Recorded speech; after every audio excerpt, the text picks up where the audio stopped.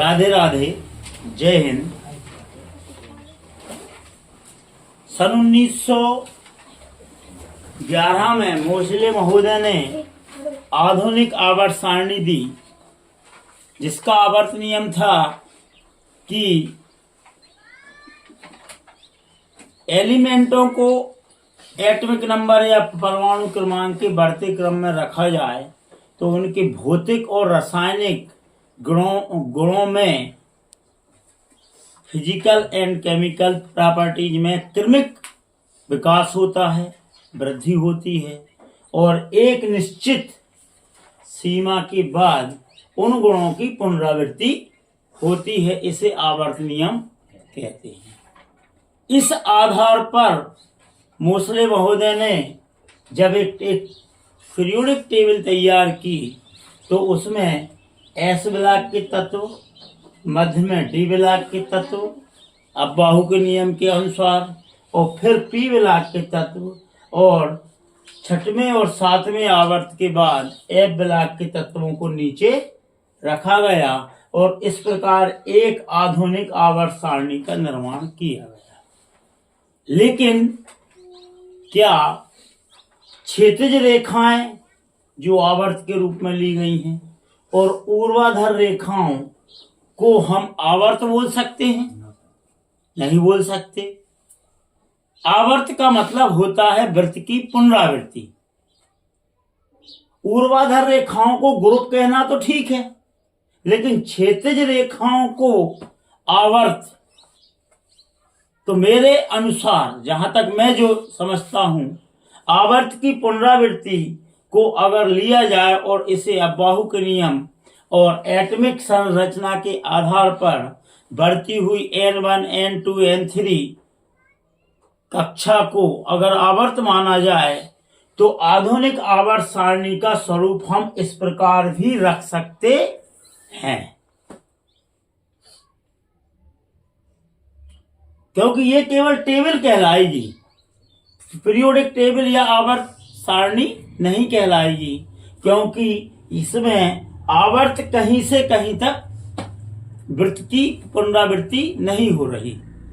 तो हम अगर इस पूरी आवर्त सारणी को जो मेरे द्वारा बनाई गई है, इसे अगर देखा जाए तो यह नाभिक है। नाभिक के चारों ओर ये विभिन्न प्रकार की energy level N1, N2, N3, N4, N5, N6, N7, यहाँ पर मैंने 7 आवर्त तैयार किए हैं।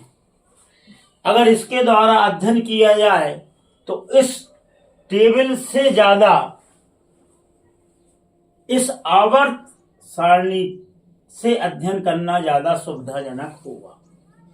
यहाँ पर ये जो ऊर्ध्वाधर रेखाएं हैं, इनको हम कहेंगे ग्रुप, और प्रत्येक वृत्त सर्किल को हम वृत्त कहेंगे और इनकी पुनरावृत्ति हो रही है, तो इसे क्या हम आवर्त कह सकते हैं? जैसे नाभिक का पहला आवर्त 1, ये कहलाएगा पहला आवर्त, ये कहलाएगा दूसरा आवर्त, ये कहलाएगा तीसरा आवर्त, चौथा, पांचवा, छठा और ये 7वां वृत्त कहलाएगा। अगर आधुनिक आवर्त सारणी को इस रूप में रखा जाए तो शायद जिस प्रकार इसका नाम आवर्त सारणी है, उस नाम के अनुरूप यह आवर्त सारणी का मॉडल भी हो सकता है मेरे अनुसार। यहां पहले आवर्त में स्थान कम है, s ऑर्बिटल है, तो यहां पर हमने s ऑर्बिटल पहले आवर्त में हाइड्रोजन और हीलियम को रखा है, जैसे कि इस टेबल में H और हीलियम को रखा है। दूसरे आवर्त में S और P ब्लॉक है, तो यहां पर हमने S1, S2 और इसके बाद जो मध्य भाग वो रिक्त रहेगा और यहाँ पर 13वां ग्रुप 14, 15, 16, 17 और ये हीलियम वाला 18 ग्रुप। तो सेकंड वाले ग्रुप में लिथियम, हाइड्रोजन के नीचे लिथियम, लिथियम के बाद बेरिलियम, बेरिलियम के बाद boron, carbon, nitrogen, oxygen, fluorine और नियॉन। ये इसका दूसरा आवर्त। यहां पर भी देखो आप लिथियम, बेरिलियम, बोरान, लेकिन ये क्षैतिज रेखा है। अगर इसे हम एक वृत्त के रूप में रख दें, अब आपका तीसरा, इसे हम मूवमेंट भी कर सकते हैं, घुमा भी सकते हैं। तीसरे आवर्त में यहां सोडियम, मैग्नीशियम और डी ब्लॉक खाली रहेगा और पी ब्लॉक में Al, Si, P, S, Cl और आर्गन रखा है। यहां हमने तीसरे आवर्त में S ब्लॉक के 2 सोडियम, मैग्नीशियम, इसके बाद में डी ब्लॉक को खाली रखा है और फिर Al, silicon, phosphorus, sulphur, chlorine और आर्गन। इस प्रकार यह है एक वृत्त का स्वरूप लेते हुए पहले आवर्त, दूसरा आवर्त और तीसरा आवर्त।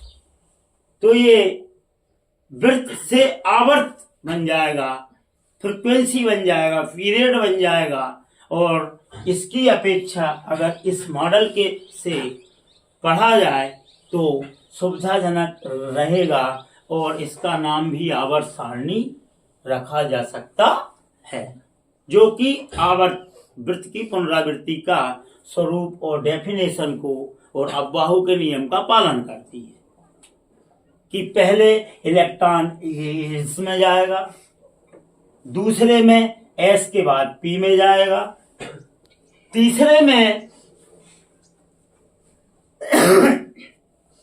S के बाद P में जाएगा, चौथे आवर्त में पहले S में जाएंगे, S के बाद फिर ये 3D में जाएंगे An-1 की थ्योरी से, और फिर ये आवर्त कंप्लीट होता हुआ P में जाएगा। और यहाँ पर देखें आप चौथे आवर्त में potassium, calcium, Sc, Ti, V, Cr, Mn, Fe, Co, Ni, Cu और जिंक, और जिंक के बाद आपका Ga, Ge, As, Sc, Br, Kr।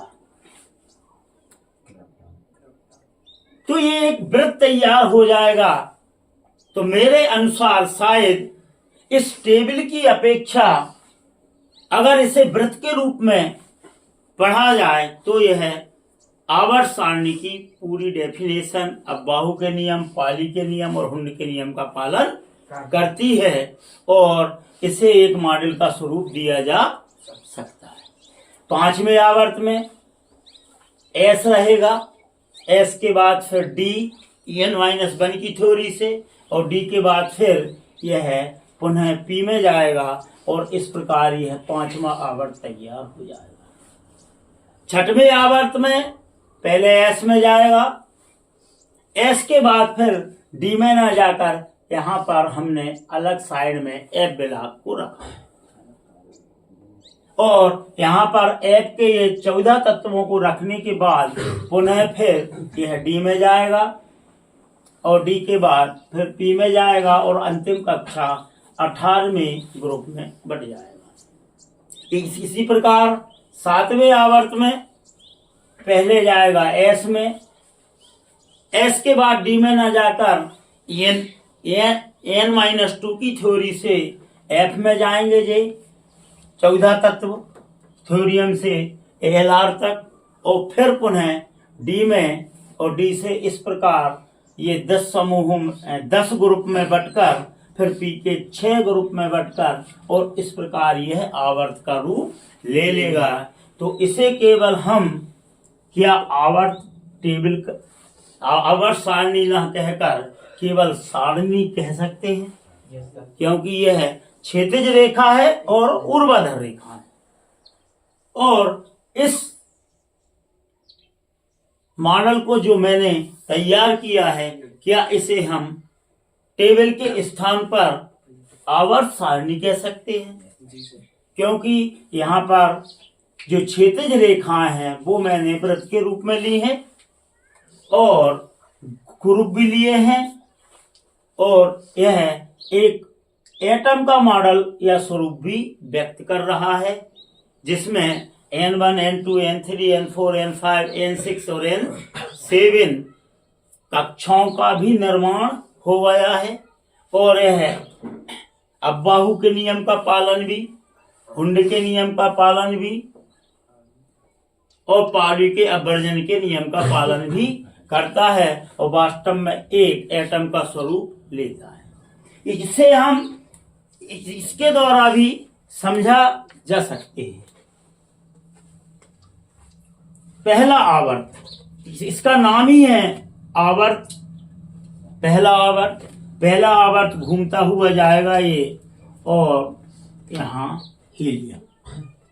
दूसरा आवर्त लिथियम, बेरिलियम, और फिर डी ब्लॉक खाली रहेगा, और 13वें ग्रुप से boron, carbon, nitrogen, oxygen, fluorine, neon.